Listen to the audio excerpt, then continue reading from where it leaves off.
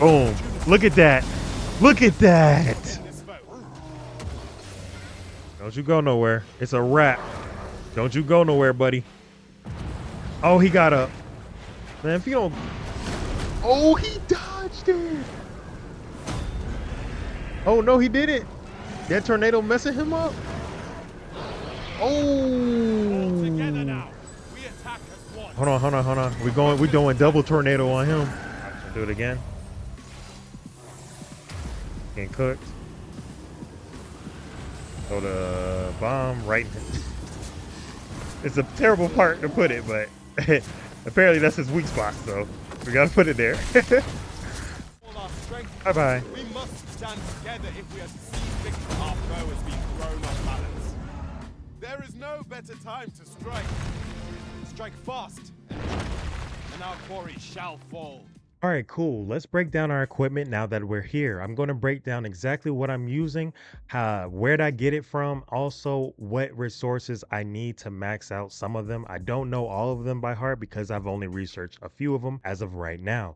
Currently, we are maxed out as a vocation. For those who haven't heard previously in the video, we are using the Plucked Heart staff. This is the staff that we have gotten from Vernworth, or I believe we got it from Backville Hall. I can't remember which city I got it from, but those are the two main cities I buy my equipment from when I'm starting out a vocation or if I'm maxing it out. Then if I go down later down the road, I've only completed about 20% of the world map so far, and I have almost 100 hours in. That's how much content is in the game. But back to what we got going on. So that's the staff that we have. Then we're rocking the turban. I also got this from Vernworth or Backville Hall.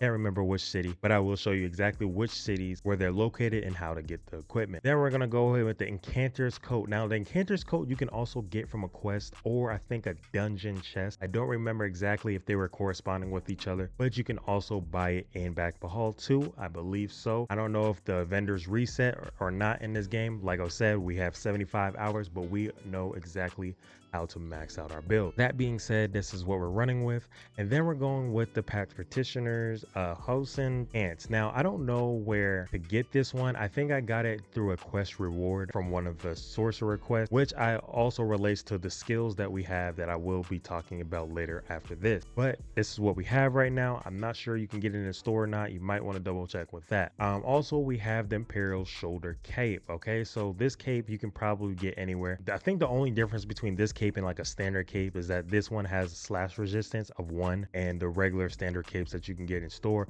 usually have 0. So this is better than the standard capes, but I mean it's only slash of resistance of 1, so it doesn't really make that huge of a difference, but any difference counts, you know what I'm saying? So you want to kind of get this if you can. Then we're going to finish it off with the Ring of Percipience. I got 2 of them, left and right. So these 2 boost your magic, and as a sorcerer and a max mage you want to have magic output. All right, so that's what we have for our equipment. Now I'm going to show you guys what the 2 sounds I was talking about for the equipment. We got Vernworth. Vernworth is usually for like everybody because that's where mainly all the starter quests are. So you kind of want to build up your gear, especially if you're starting out with this vocation. You want to build up your gear through Vernworth first. Buy all the Vernworth maxed out sorcerer outfits there, and then once you're done with that, you want to kind of make your way. See, this is what I was saying, this is how far I got in the game so far, but you want to make your way down to Backville Hall and get your upgraded gear sets. Okay, there's a lot more better gear in Backville Hall. Okay, just progress through the game, enjoy the game, and that's what you want to do. You want to build up your equipment along the way. All right, now that we covered the equipment, let's move on. All right, cool. Now that we're on our stats, let's go ahead and break it down. I'm currently level 39 right now with a lot more to go. We got a max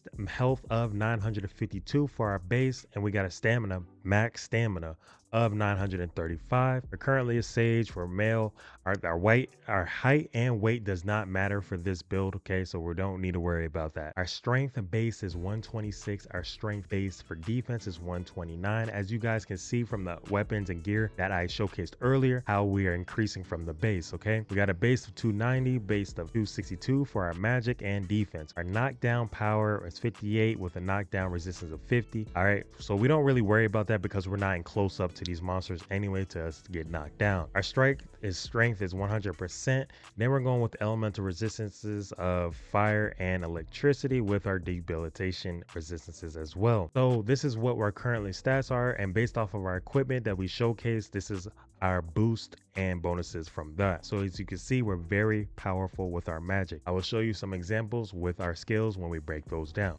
All right, cool. Now that we're on to our skill, let's go ahead and break down exactly what skills we have equipped, and we'll showcase them using a little preview screen, exactly what they can do. So let's go ahead and talk about our first one. This is our triangle. We have high flagration, which is fire, okay? This is fire, which does a lot of damage to minions or small creatures, especially furry creatures as well, like wolves and the griffin, for example, okay? Any enemy that can you can burn with fire, usually, like I said, furry or like small like enemies like the goblins here, they would do a lot of damage. Then we'll move down to our next skill, which is high hoggle, and this is something where it allows you to do a snowstorm or like a blizzard and you would freeze them. As you can see right here in the preview, this is the same situation as the fire one. It does a lot of damage against small enemies, also enemies that require freezing like hobgoblins or something like that. You know what I'm saying? Those are powerful skills to have equipped. Let's go ahead and break down our next one, which is the augural flare. Okay, what this does is once you shoot it at an enemy, this is our square button. Once you shoot it at an enemy, you keep shooting or keep attacking it. This also works along with your pawns, especially if you have the thief as your main pawn like I do, and he keeps slashing at it really fast. It's building up a lot of damage, and the more damage you do with the flare on the target, the more the explosion will be, as you see. Our final one, which is on the circle button, is our maximum damage skill, and this is the Maelstrom. So where you get the Maelstrom is from a quest. Okay, you have to complete a sorcerer quest to learn this skill. It's not a skill that you can just get randomly. Okay, you have to do a quest. I'm gonna show you exactly what I know, okay, from how I just done it recently. I can show you exactly how to do this quest. I can show you the locations. I can't show you exactly how to do the quest unless I show a separate guide for that. If you want a guide on that, I will gladly make one and just put it in the comments below and let me know that you want a guide. Okay, but anyways, where should you be able to start the quest? You need to start the quest in Rest Town. Okay, in Rest Town is where you start the quest. This building right here is the guy you need to talk to, but in order to talk to him, you need to dress fancy. Okay, which means I don't know if I have the item still in my equipment. No, I don't. Let me go ahead and go to the end real quick and I'll show you guys exactly what items I'm talking about. That way you guys know exactly what to do to get skill. Okay, the courtly turnip. This is, you know, the stuff that you need to get through. I'm not going to spoil it for people, so I'm not sure exactly what quests you have done, but this is what you need to get into there. Okay, you need the courtly tunic, and you also need, where's it at? The courtly breeches. This is the set you need. The courtly set is what you need in order to get in there. Okay, once you get in there, you talk to him, and the first book is already, where are we at? The first book is upstairs in the building that he's already in. So the first book is up there, and then the next one is over here in Waterfall Cave. You need to go there to get the other book, and then there's another book in Malv. Okay, you need to buy it from the guy that's front of the town. If you haven't progressed in a quest line for this, he's still there. It's like a traveler that's in the front. If you progress with the townspeople in here no longer being there, he will not be there anymore. So he's in the front of Melv for that book, and also the final book would be in here as well, over here I believe in the Gracious Hands Vault. Okay, so you need to go there for the third book, and then once you have that, you bring it all the way back to him, all right, over here, and then you'll be able to unlock the skill that we were talking about. Okay, go ahead and bring it up here. I can't. And then once you're done with all that, you'll be able to unlock this skill right here. And yes, as you see right here, it does take a long time to activate, and no, you cannot rush the spell. It takes that long to do it because it does that much damage. As you can see, it creates a huge tornado and takes up the entire area. I think it's the best AoE skill in the game. Okay, so with our core skills, we have the bursting bolt, our quick skill, which is what I was talking about. You can use the quick skill, but you can't do it on the tornado skill, so it's still good to have for all the other skills. Then we have levitate. Of course you need that. Why would you not want to levitate? Okay, now that we're on to our augments, let's go ahead and break down exactly what they are and which ones you need to equip. So for our augments, we're going to go ahead and talk about this one. This one increases our magic defense, so this is why we have this one on. Very important to have this one. Also increases the amount of health recovered by curatives and creative magic magic, which is very important, especially if you're trying to heal yourself or you have a healer in your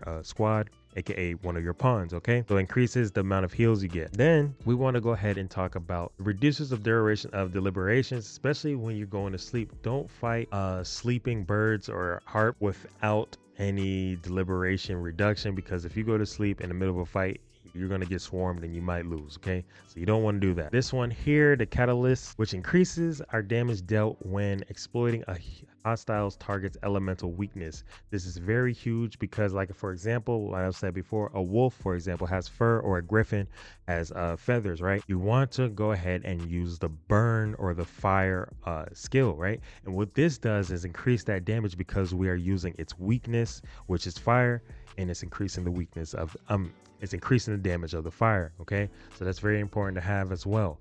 Then we're going to go ahead and talk about this one here that we have, exaltation.